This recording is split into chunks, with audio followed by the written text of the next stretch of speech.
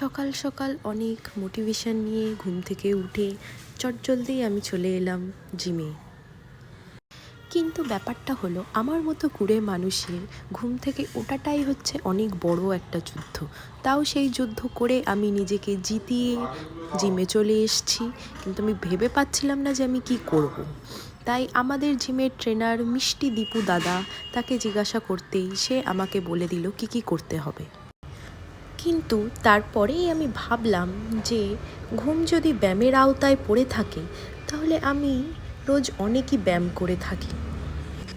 তারপরে আমি জিমে এসে কিছুটা স্ট্রেচিং, কিছুটা মোবিলিটি আর কিছুটা ট্রেডমিলে হেঁটে নিলাম।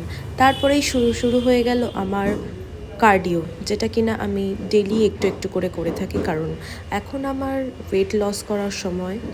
তাই আমি ওয়েট লসের জন্য প্রতিদিনই একটু একটু করে কার্ডিও করে থাকি। তারপরে আর কি আমি নাচতে নাচতে গিয়ে ট্রেডমিলে হাঁটছিলাম, আর তখনই আমি আমার ট্রেনারকে বললাম যে আমার একটা ভিডিও বানিয়ে দাও। আমার ট্রেনার বলল হাসতে হাসতে, আমি কিন্তু এর জন্য পয়সা চার্জ করব।